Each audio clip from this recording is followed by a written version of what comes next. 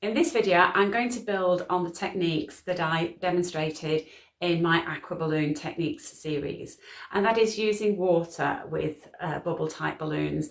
And in this instance, I'm going to be using what I call the small Aqua. This is the 125 ml. It can be inflated to a minimum of 5 inches or a maximum of 9 inches. That's what I'm going to be using, and I'm going to be using this little chap. I'm going to be putting a little rubber duck inside and have him floating inside the aqua bubble. But there are a few things to be aware of when you're putting floating objects inside, particularly if there's some height to them and they don't have a particularly wide footprint.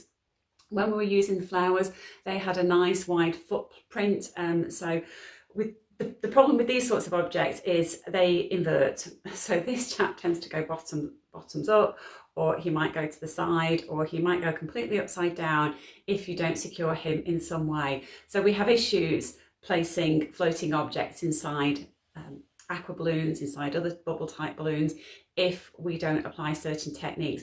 We don't have those particular issues with flowers because, as I said, they have a much bigger footprint. So they don't have the stability or instability issues that objects like the little rubber duck have. Okay, so we're going to be using him. So first of all, you're going to need some long needles. These are doll making needles. I've got them in various lengths. So I'm going to use this one. I'm also going to use some 8-pound monofilament. So the first thing you need to do is take a nice long line of monofilament and thread the needle, which is always a challenge for me. Okay, and then just cut that off. And then at the end, we want to make a series of knots in the same place. So just knot the monofilament in several places. Okay. And what you want to do is you want to create a knot that is bigger than the eye of your needle, the head of your needle. Okay, so we want a nice, big, bulky knot.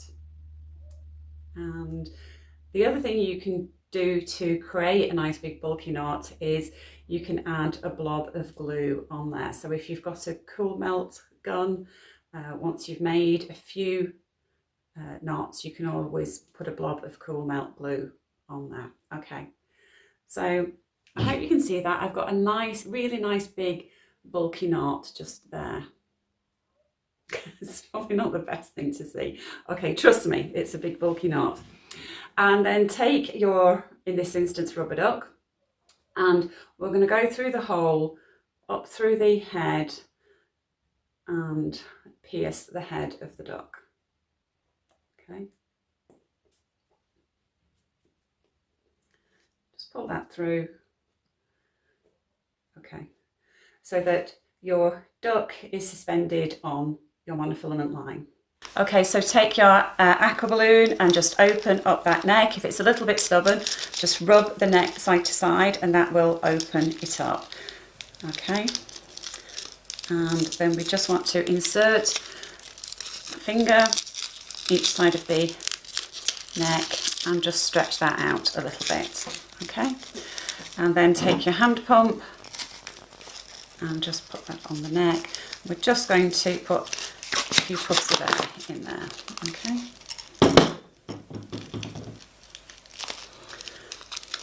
and then let's stretch out that neck a little bit more. So just gently working our fingers into the neck to open it up and giving it a stretch. Okay, next take your castration ring pliers and insert them into the neck of the aqua.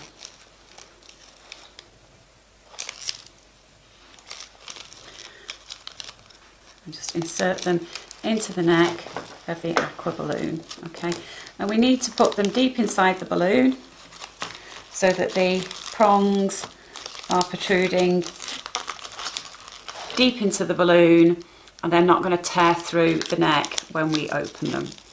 Okay, So gradually open up that neck.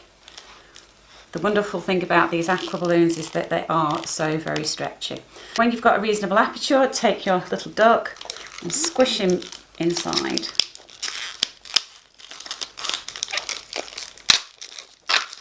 Okay, and there we have him, he's in. We can remove the pliers. And what I like to do, because this monofilament is so fine and it catches on everything, I do like to just take one of these sandwich bag clips and just clip it onto the line, make sure that's secure, and then I have a reasonable chance of knowing where that line is when I'm working.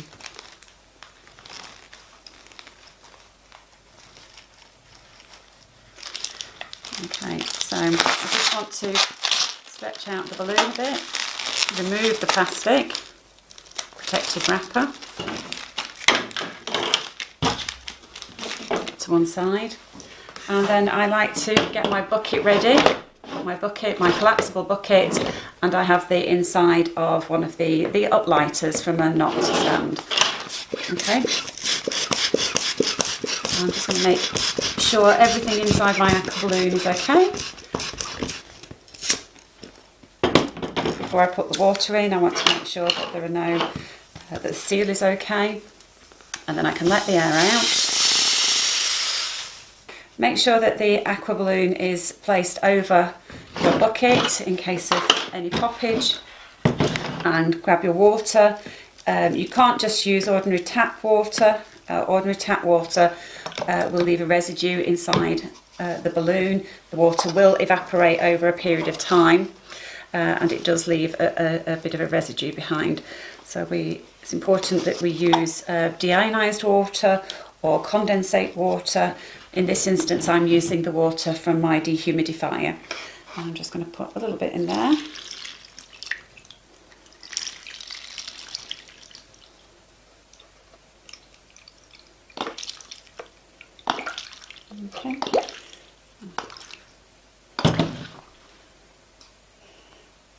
Okay. And so I've gone to the top of the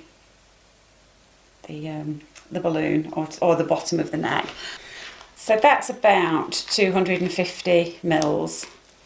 It's about a cupful. Okay. So at this point, we can set our water aside.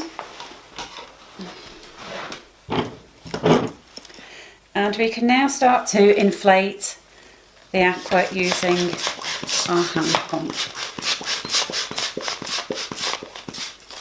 Okay.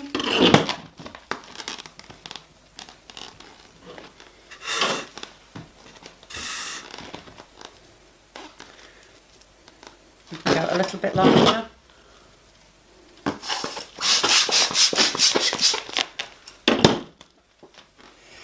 And when you've got the size that you want, put a twist in the neck.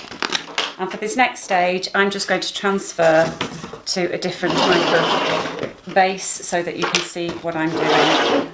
And I'm just going to use this little half ring as a support for my aqua balloon. Okay, so I'm going to let the monofilament down a little bit into the balloon and then give another twist, because we want to use this monofilament to position our duck.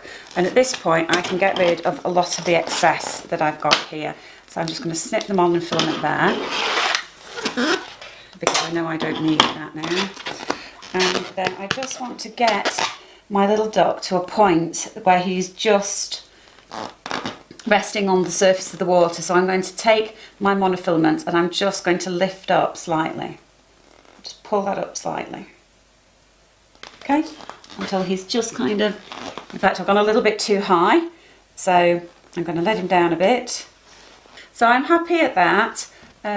Note that when you lift the balloon up, he may be slightly above the water level, but when you rest the balloon on something and he's going to be supported around the edges, he's actually sitting on the water. Twist the neck, stretch that neck out, and then just tie off in the normal way. And you are trapping that bit of monofilament within the neck. Okay, so there you have him floating on the water. So for the base for our design, you can use all sorts of things. I use these quite a bit, the polystyrene half rings. This one is 250 mils in diameter, which is too large for this particular design, but they do them in smaller sizes. I've even used the middles of Scotch tape or sellotape. You know, when I've used the sellotape and I've got the middle left, then they work quite well. You can decorate them, so I'm just going to use that to balance him at the moment.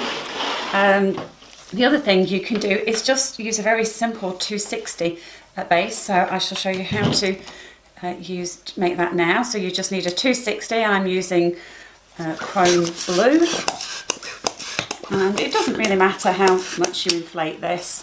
So I've got a good long tail on it. Let a little bit of air out, give it a burp. And we're going to make a couple of bubbles of 2 fingers. Okay, bring those two together, hold on to the nozzle, twist, and then take that knot and pull it through the middle of those 2 bubbles, and that pinch twists those 2 bubbles really securely. And then we're going to use the rest, and we're going to make a bubble of about 14 inches or so, so twist that off and then just wrap that into those 2 pinch twists there. Okay, and we can break off the rest and tie. Okay. And then just round this out a little bit. Okay, and we can place our little duck on his base.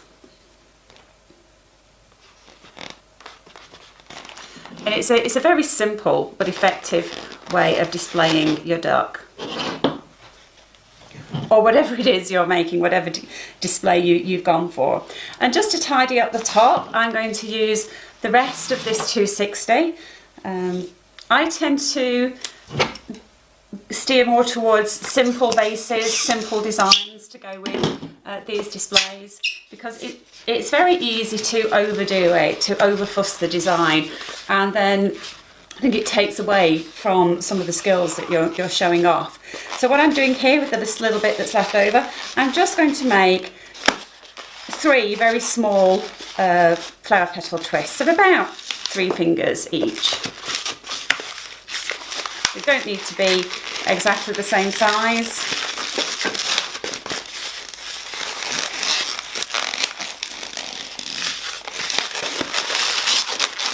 So, and pop off the end.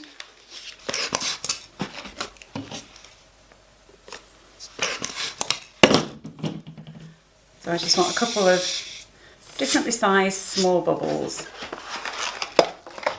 I'm just making a duplicate, and then I'm just going to trim off the ends there, and then I'm just going to wrap those 2 into those 3 flower petals there. Okay, and then I'm going to pull the top taut. I want tension on that knot, and I'm going to pull the knot tightly into that cluster. Wrap it around. Arrange our bubbles. So there you have him, your water-filled centerpiece with a little rubber duck floating on the top. And the great thing about this design is that when you are delivering your centerpieces, this little guy is going to be able to ride the rough seas. So, you know, the water can slosh around as much as it likes.